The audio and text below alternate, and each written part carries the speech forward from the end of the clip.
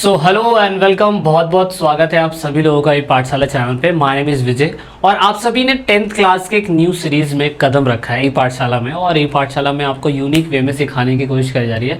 दोस्तों चैप्टर का नाम है minerals and energy resource. 5th chapter है ये। वीडियो के 2 पार्ट आए थे और 2 पार्ट के अंदर हमने काफ़ी कुछ समझने की कोशिश करी थी। मैं मेन कॉन्सेप्ट समझाने की कोशिश कर रहा हूँ, इसीलिए आपको याद होगा हम इन्हें ये फोकस करने की कोशिश करी थी। हमने बताया था कि किस तरीके से जो एनर्जी रिसोर्स होते हैं, यानी कि जो एनर्जी रिसोर्स या मिनरल्स रिसोर्स, वो कौन कौन से होते हैं और कितने टाइप के होते हैं। हमने पिछली क्लास में बात करी थी मेटालिक, यानी कि पहले पार्ट में मेटालिक में फेरस नॉन फेरस दोनों बात कर ली थी हमने। नॉन मेटालिक अधात्विक जिन्हें हम बोलते हैं, धात्विक और अधात्विक। और अच्छी बात यह कि हिंदी और इंग्लिश मीडियम दोनों बच्चे से कनेक्ट कर सकते हैं, बस एक शर्त यह है कि आपको बुक अपने पास रखनी पड़ेगी, तो वो अपने पास जरूर रखिएगा। तो मेटालिक नॉन मेटालिक पहले पार्ट में हो चुके थे, और सॉरी दूसरे पार्ट के अंदर हमारा एनर्जी रिसोर्स हुआ था दूसरे पार्ट में। और दूसरे पार्ट में जो हमने एनर्जी रिसोर्स के बारे में करा था, उस एनर्जी रिसोर्स के अंदर हमने कन्वेंशनल एनर्जी रिसोर्स करा था। कन्वेंशनल एनर्जी रिसोर्स का मतलब होता है पारंपरिक ऊर्जा के संसाधन, ऐसे संसाधन ऑफ कोर्स जिन्हें दोबारा नहीं बनाया जा सकता है।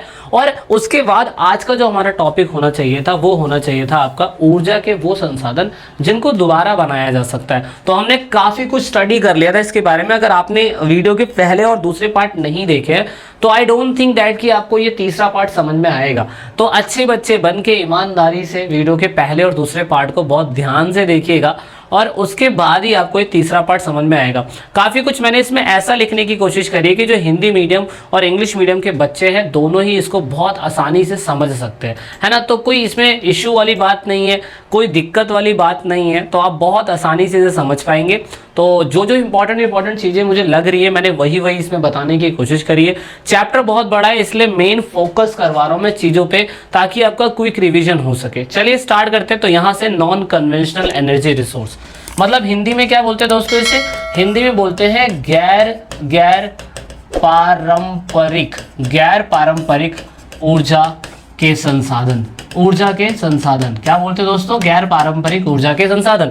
ऐसे संसाधन ऑफ कोर्स हमें पता था कि भाई देखो, हमें पता है कि कोल है, ऑयल है, गैस है, इनके दाम बढ़ते ही जाएंगे। रिसोर्स ऐसे हैं जो दोबारा बन नहीं पाएंगे, इन्हें बहुत समय लगता है बनने में, इसीलिए हमें ऑल्टरनेट रिसोर्स सोचने पड़ते हैं, ऐसे संसाधन के रिसोर्स जिनको दोबारा बनाया जा सकता है। तो दोबारा बनाने के लिए हमें नॉन कन्वेंशनल रिसोर्स के ऊपर डिपेंड रहना पड़ता है, और उसे ही हम क्या बोलते हैं दोस्तों? उसे हम बोलते हैं ऊर्जा के गैर पारंपरिक संसाधन जिनको दोबारा बनाया जा सकता है। उसमें से हम कह सकते हैं solar energy, wind energy, tidal energy, biomass energy, ऐसे बहुत सारे एनर्जी जो मटेरियल वेस्ट से या नेचुरली बिहाफ पे प्रकृति में पाए जाने वाली चीजों से बनाया जा सकता है। तो कोई इसमें हार्ड एंड फास्ट रूल नहीं है, कोई ऐसा नहीं है कि आपको कोई दिक्कत होगी समझने में, ऐसा बिल्कुल भी नहीं है। तो आपने क्या करना है, आपने एक एक चीजें बिल्कुल शॉर्ट क्लियर कट समझ लेनी है। नंबर 1 समझ लेना, nuclear and atomic energy.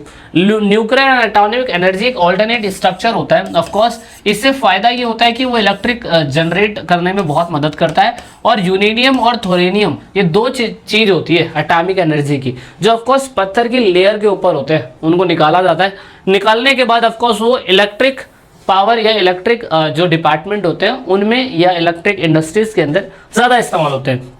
India के अरावली रेंज और केरला के कुछ इलाकों के अंदर हमें ये चीज़ें देखने को मिलती है।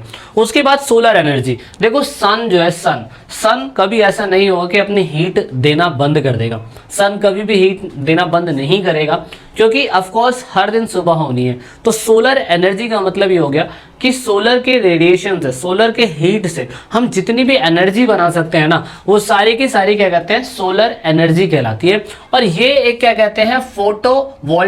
फोटोवोल्टिक टेक्निक होती है, जिससे हम सूरज की सनलाइट से उसको ऊर्जा में कन्वर्ट कर लेते हैं या इलेक्ट्रिसिटी में कन्वर्ट कर लेते हैं। आपने अपने छतों के ऊपर आपने बहुत जगह सोलर पैनल्स देखे होंगे, और आज की डेट में तो मुझे लगता है कि आने वाले समय के अंदर क्या कहते हैं, लोग सोलर पैनल का ही इस्तेमाल करेंगे। और टेक्नोलॉजी ऐसी बन जाएगी कि आपके घरों का जो शीशा होता है, बाहर का जो शीशा होगा, खिड़की का शीशा होगा, वो ऐसा ही बना दिया जाएगा कि आपने बंद करा, उसने एनर्जी हीट जो है अब्जॉर्ब कर ली, हीट अब्जॉर्ब करने के बाद उसने घर में लाइट पैदा कर दी। तो ऐसा सिस्टम होगा। लोग कह रहे हैं कि एनर्जी के लिए क्या कहते हैं, टोनी स्टार्क जो है आपको पता है उन्होंने कुछ ऐसा प्रोडक्ट बनाया कि यूएस के अंदर कई सालों तक बिजली ही रहेगी।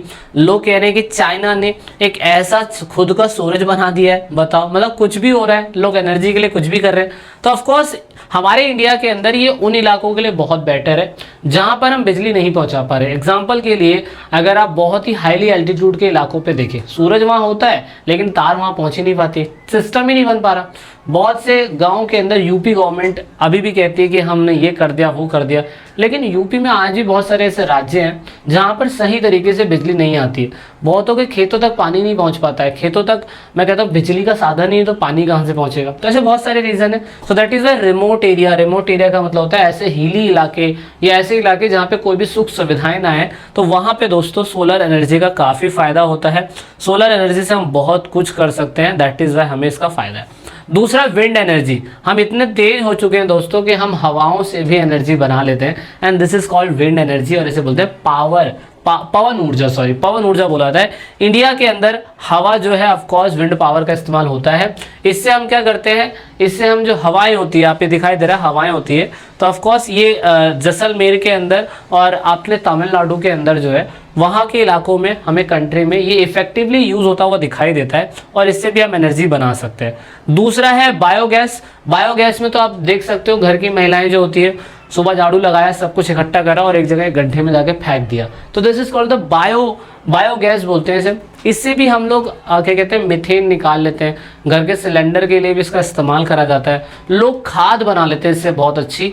तो ये बहुत अच्छा तरीका है कि आपका घर का ह्यूमन वेस्ट हो गया, आपकी घास फूस हो गई, उसके बाद आपका फार्म का जो खेतों का निकला हुआ अनवांटेड प्लांट है वो हो गया, एनिमल कोई मर गया है वो हो गया, या कोई कीटनाशक चीज़ है, कुछ भी खराब चीज़ है ना घर की, सारी एक जगह इकट्ठा हो जाती है और डोमेस्टिक कंजम्पशन के लिए बहुत अच्छा होता है। उससे इतनी अच्छी खाद बनती है ना जो दुनिया में कहीं नहीं बन सकती, और इसे हम गोबर गैस प्लांट भी बोलते हैं, क्योंकि जो एनिमल का वेस्ट होता है उसको हम एक जगह जब इकट्ठा करते चले जाते हैं तो उसमें से मीथेन गैस जो होती है वो निकलती है, और लोग आज की डेट में यूपी साइड में उससे सिलेंडर भी जला रहे हैं।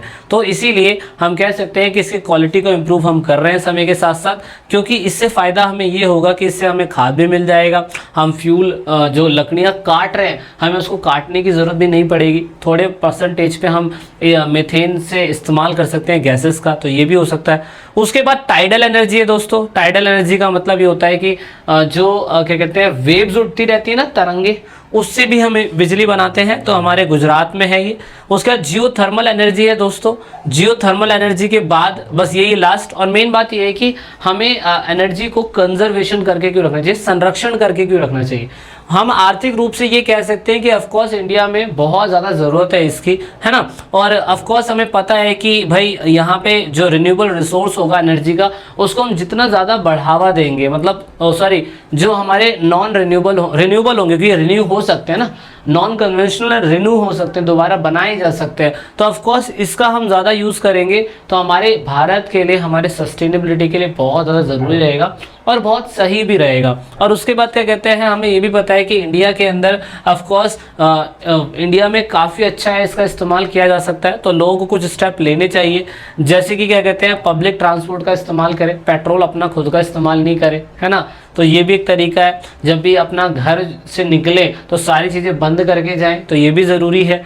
दूसरा क्या कहते हैं, आप कह सकते हैं कि पावर सेविंग डिवाइस है वो इस्तेमाल करें, नॉन कन्वेंशनल एनर्जी के रिसोर्स होते हैं उनका ज़्यादा इस्तेमाल कर पाएँ, जब भी हम लोग क्या कहते हैं मिनरल्स और एनर्जी रिसोर्स के इंपॉर्टेंट को समझ पाएंगे। और कन्वेंशनल रिसोर्स जो होते हैं ऑफकोर्स बहुत कम बचे हैं हमारी धरती पे, और हम कह सकते हैं कि बहुत कम इस्तेमाल समय तक ही हम कर पाएंगे, पेट्रोल आने वाले समय में कुछ सालों में ख़त्म हो जाएगा दोस्तों।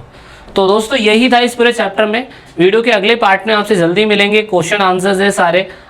मैं आपको इंपॉर्टेंट क्वेश्चंस तो वैसे भी दूंगा सैम्पल पेपर के, तो जब तक के लिए इस वीडियो के अंदर इतना ही, मिलते हैं वीडियो के अगले पार्ट में। जब तक के लिए जय हिंद, जय भारत, वंदे मातरम, भारत माता की जय। This is it in this video. Like से सब्सक्राइब करके अपना रिस्पॉन्स ज़रूर दीजिएगा।